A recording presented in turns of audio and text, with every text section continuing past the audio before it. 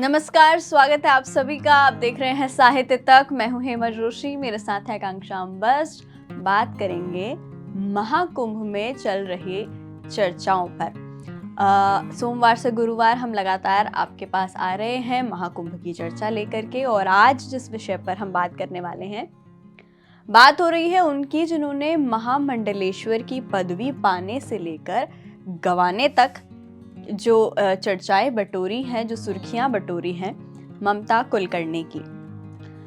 ममता कुलकर्णी अब इसीलिए चर्चा में है क्योंकि जैसा मैंने बताया, महाकुंभ में जो पदवी उन्हें मिली थी महामंडलेश्वर की, वो अब उन्होंने गंवा दी है। ये तो आप जानते ही होंगे कि वो गंवा चुकी है। इसमें नया क्या है? नया इसमें कुछ भी नहीं है। लेकिन जब हम ये सर्च कर रहे थे कि महामंडलेश्वर की पदवियां और ऐसा कब कब हुआ है कि किसी को उस पद से हटाना पड़ा, तो हम आश्चर्यचकित रह गए ये देख करके कि इसमें बहुत सारे लोगों का नाम शुमार था। और जिन लोगों का नाम इसमें शुमार था उनमें से कुछ लोगों को हमने पढ़ा, और वो कौन कौन से लोग थे हम आपको यही बताने के लिए यहाँ पर ये वीडियो बना रहे हैं। और साथ ही ममता कुलकर्णी ने इस दौरान अभी थोड़े टाइम पहले किसी टीवी को एक इंटरव्यू दिया है, और उस इंटरव्यू में उन्होंने क्या क्या बात कही है वो हम आपको बताएंगे। पहले आकांक्षा से शुरुआत करते हैं। आकांक्षा, आप बताइए कि क्या वो विवादित बयान रहे, या जिसको लेकर क्वेश्चन किया जा रहा था उन पर कि उन्होंने पदवी कैसे हासिल की, तो उस पर जो बाबा रामदेव और धीरेन्द्र शास्त्री का कहना था, ओवर टू यू। तो मैंने भी, आप जैसा आपने बोला, हमने सर्च करा है, तो इंटरव्यू में यही देखा है कि उन्होंने, बाबा रामदेव ने कहा कि बहुत तपस्या लगती है, 50 साल लग जाते हैं, तो वो कैसे ये पद हासिल कर सकती है, उन्होंने 2-3 दिन में ऐसा क्या किया। धीरेन्द्र शास्त्री भी यही कह रहे हैं कि उन्होंने तो अभी तक, उनकी भी तपस्या काफ़ी लंबी रह गई है, लेकिन उन्हें भी यह पद नहीं मिली। तो और ऊपर से आप बॉलीवुड इंडस्ट्री से आ रखे हो, तो बहुत सारी चर्चाएँ हैं। लेकिन उस पे ममता कुलकर्णी ने बहुत ही गजब का जवाब दिया है। उन्होंने धीरेन्द्र शास्त्री को तो ये कहा कि बेटा, 25 साल से तो मैं ये क्या कहते हैं, 25 साल से तपस्या कर रही हूँ, तुम्हारी तो उम्र ही 25 साल हुई है। गजब वाला रोस्ट कर दिया। गजब बहुत डायरेक्टली बोला है। इनफैक्ट उन्होंने बाबा रामदेव को भी कहा था कि मैं आपको क्या ही बोलूं, आप तो कुछ भी नहीं बोल सकते, आपको महाकाली और महाकाल के बीच का फर्क भी नहीं पता है। वाह। तो उनका ये स्टेटमेंट था बेसिकली। तो जब आप अभी धीरेन्द्र शास्त्री की बात कर रही थी, तो मुझे उनका एक बयान जो अभी हाल फिलहाल बहुत चर्चा में है वो याद आया कि महाकुंभ में जो भगदड़ से जिन लोगों की मौतें हुई, चाहे वो झुसू में हो या जो संगम घाट के पास हुआ वो हो, तो उसमें धीरेन्द्र शास्त्री का बयान आया कि यहाँ से जो मरने वाले हैं वो सीधा स्वर्ग की उन्हें प्राप्ति होगी। देखिए, जब जो कि नाम मुझे फिलहाल याद नहीं आ रहा महाराज का, उन्होंने कहा कि जब ऐसी चीज़ें बोली जाती हैं सांत्वना देने के लिए, तो वो अच्छी लगती है कि सांत्वना देने के लिए ये कहा जा रहा है कि जो लोग वहाँ पर मर गए उन्हें सीधा स्वर्ग हासिल हुआ है, तो वो पुण्य कमाया है। ये जब ये इस तरीके से बोला जाता है तो सांत्वना सी लगती है, वो बयान सांत्वना सा लगता है। लेकिन जिस तरीके से धीरेन्द्र शास्त्री ने कहा कि मरते हैं तो मर जाने दो, क्या कहते हैं, क्या हो गया, मौत तो एक दिन सभी की आनी है, तो इस तरीके की मौत मेरे ख्याल से कोई भी नहीं चाहता। और सब वहाँ क्योंकि दर्शन के भाव से गए थे और श्रद्धा के भाव से गए थे, अपने परिवार से बिछड़ गए हैं लोग। तमाम तरीके की जैसे फुटेज आ रहे हैं, कलेजा पसीज जाता है वो वीडियोस देखकर। और जब ऐसे बयान किसी धर्म गुरु के माध्यम से आते हैं तो सोचने वाली बात है ये अपने आप में। तो धीरेन्द्र शास्त्री ने कुलकर्णी को, जैसा कि आपने बताया, कुलकर्णी ने धीरेन्द्र शास्त्री को पटक के मारा है। भाई, जितना तुम्हारी उम्र है उतना तो हम तप कर आए हैं, तो ममता कुलकर्णी ने ऐसा कहा है। लेकिन हम बात कर रहे थे कि ममता कुलकर्णी के अलावा और ऐसे कौन से धर्म गुरु हैं रहे जिनसे वो पदवी जो है वो छीनी गई। तो इसमें सबसे पहले सच्चिदानंद गिरी उर्फ सचिन दत्ता का नाम जो है वो सबसे पहले आया। वो महामंडलेश्वर बनकर विवादों में रहे। विवादों में क्यों थे? महामंडलेश्वर की पदवी उन्हें थी, लेकिन बाद में सामने आया कि उनका बियर बार था। ओहो, क्या बात है। ठीक है, और डिस्को भी थे। 2015 में शराब कारोबारी को निरंजनी अखाड़ा का 32वां महामंडलेश्वर बनाया गया था और 6 दिन बाद ही उनसे ये पद छीन लिया गया था। ममता कुलकर्णी को भी आप जानते हैं कि अभी हाल ही में महामंडलेश्वर बनाया गया और अभी ही खबर आई कि उनसे वो पद भी छीन लिया गया। दूसरा महामंडलेश्वर नित्यानंद। नित्यानंद जो हैं, ये अगर आप सर्च करेंगे तो इनके साथ साथ एक कीवर्ड चलता है सेक्स स्कैंडल नाम से। ठीक है, तो महामंडलेश्वर नित्यानंद जो थे वो छोटी उम्र में सन्यासी बन गए थे और 2010 में इनका एक अश्लील वीडियो भी सामने आया था, जिसकी वजह से इन्हें जेल जाना पड़ा था बाद में। और 2013 में सेक्स स्कैंडल के आरोपी रहे थे ये, और इन्हें महामंडलेश्वर की पदवी दी हुई थी रहते हुए। हाँ, मतलब बाद में पता चला, सेक्स स्कैंडल ओके। का खुलासा तो बाद में हुआ, लेकिन महामंडलेश्वर ये पहले बन गए थे।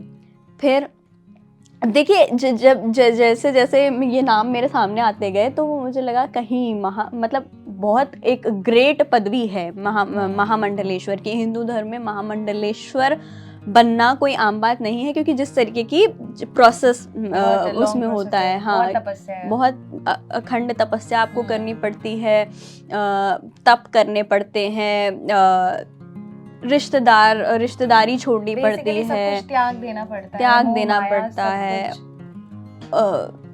बाल मुंडवाने और बाकी सारे प्रोसेस, जिनकी हमने बाकी वीडियोस में भी चर्चा की है। तो उसके बाद महामंडलेश्वर का एक पद दिया जाता है। ममता कुलकर्णी के साथ इसीलिए भी ये चीज़ चल रही थी कि एक लड़की जो बॉलीवुड में है वो एकदम से महामंडलेश्वर बनने में चर्चा में आती हैं, तो वो इसीलिए बहुत ज़्यादा उन पर चीज़ें हुई और मुझे लगता है कि कहीं ना कहीं प्रेशर बना उनको महामंडलेश्वर के पद से हटाने के लिए। तो ये भी कहा ना कि उन्होंने पैसे देकर महामंडलेश्वरी का पद लिया है। इसके साथ तीसरे नंबर पर आते हैं यति नरसिंहानंद। इनका असली नाम दीपक त्यागी है और रूस से इन्होंने पढ़ाई की थी, विदेशों में काम किया था। भारत आकर 2007 में गाजियाबाद में शिव भक्ति धाम डासना मंदिर के ये महंत बने थे और हेट स्पीच की वजह से ये चर्चा में रहते थे और बाद में जो हेट स्पीच ये मंचों से देते थे उसके कारण इन्हें महामंडलेश्वर का पद छोड़ना पड़ा था।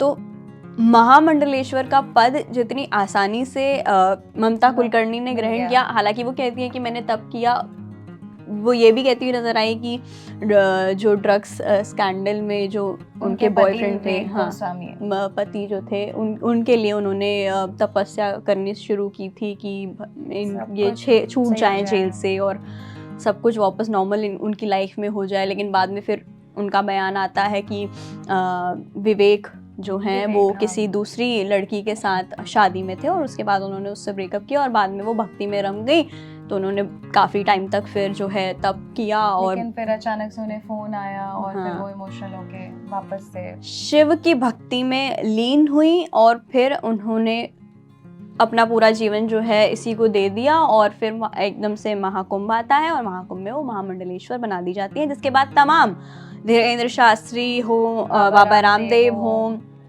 तो इस तरीके की एक ट्विटर पर घमासान युद्ध छिड़ा कि भाई एक बॉलीवुड एक्ट्रेस को इस तरीके से महामंडलेश्वर का पद कैसे दिया जा सकता है, जिसको लेकर बहुत सारे सवाल उठे और उसके बाद मुझे लगता है कहीं ना कहीं ये प्रेशर बना कि भाई हटा दीजिए। पॉसिबल ही नहीं है आप, क्योंकि आपने पिछले इंटरव्यू में भी कहा था कि ये किन्नरों के लिए स्पेशली है, तो आप आम महिला को, हाँ, इस तरीके की बातें उठी। लेकिन अब जैसे हम बैक स्टोरी में गए, जैसे मैंने आपको बताया कि ये दीपक और बाकी सारे जो लोग जिनको महामंडलेश्वर का पद दिया गया किस किस तरीके के कांड करके आए और फिर महामंडलेश्वर के पद में घुस गए। तो ये अपने आप में सोचने वाली बात है कि हिंदू धर्म में ऐसे जो पद होते हैं, जो सम्माननीय पद होते हैं, जो माननीय पद होते हैं, जिनको लोग बहुत आस्था और भक्ति के साथ मानते हैं, ऐसे लोग जब उस पद में घुस जाते हैं तो कहीं ना कहीं फिर भक्ति और आस्था को बहुत ठेस पहुंचती है।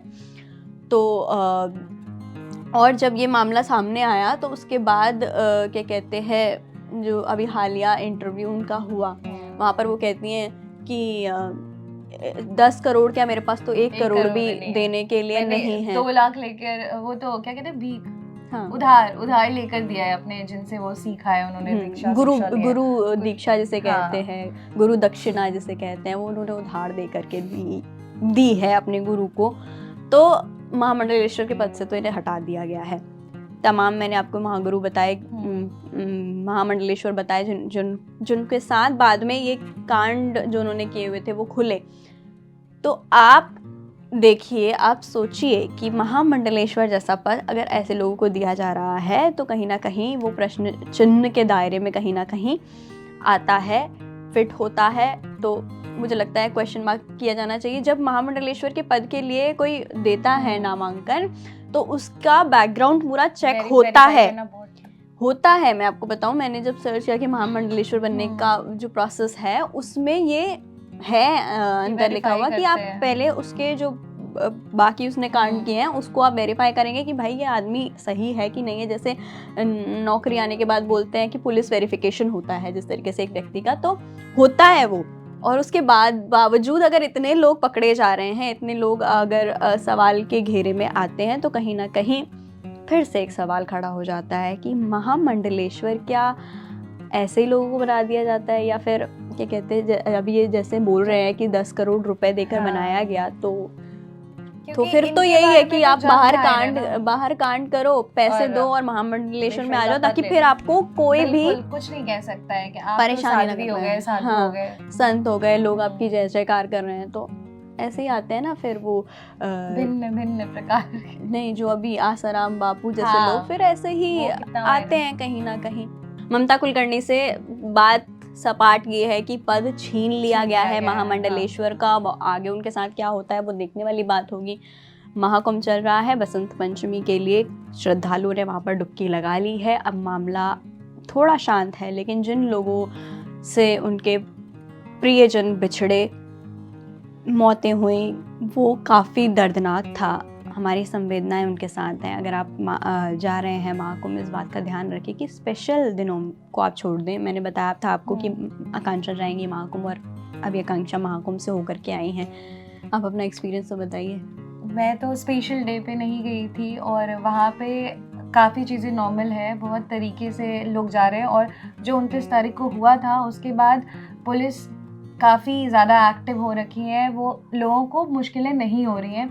आपको 2.5 किलोमीटर चलना होगा, लेकिन आपके दर्शन, आपका स्नान काफ़ी अच्छे से होगा, क्योंकि जो हुआ वो घटना अच्छी नहीं थी, जिसकी वजह से प्रशासन बहुत सक्रिय है। हाँ, बहुत सक्रिय है, बहुत चीज़ें देख रही है और बहुत अच्छे से। मैं बस यही बोलूँगी कि आप पर्टिकुलर टाइम देख कर मत जाओ। किसी भी, ज़रूरी नहीं है कि सिर्फ आप संगम में ही डुबकी लगाओ। वो पानी वहाँ पे जितनी भी नदी है, जितना आपने बताया था 44 बताया था शायद, 44 घाट, हाँ 44, तो वो आप वहीं पे जाके स्नान कर लो, आपको प्राप्ति हो जाएगी।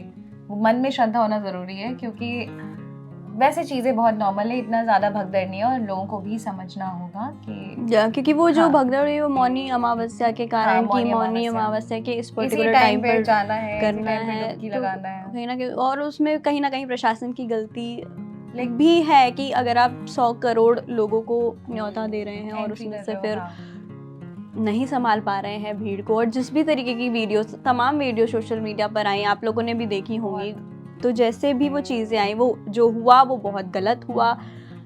उस पर कार्रवाई होनी चाहिए कि किसकी गलती थी और कैसे रही। जिन लोगों को शव नहीं मिल पा रहे हैं, लोगों को तो पहचान नहीं कर पा रहे हो आप, तमाम चीज़ें अभी भी हैं। ऐसा नहीं है कि महाकुंभ बिल्कुल शांत हो गया, और ये सब हमारी संवेदनाएं उन लोगों के साथ है जिन्होंने अपनों को खोया है। पर अपना ख्याल आपको खुद रखना होगा। बिल्कुल, और इस बात से बचे, इस चीज़ से बचे कि पर्टिकुलर टाइम पर और स्पेशल डेज पर ना ही जाएं तो बेहतर है, क्योंकि जैसे आज बसंत पंचमी का मैं जब वापस हो रही थी तो काफ़ी क्राउड बढ़ रहा था। हाँ, तो ऐसे दिन जाने से बचें, अपना और अपनों का ख्याल रखें। देखते रहिए साहित्य तक। धन्यवाद।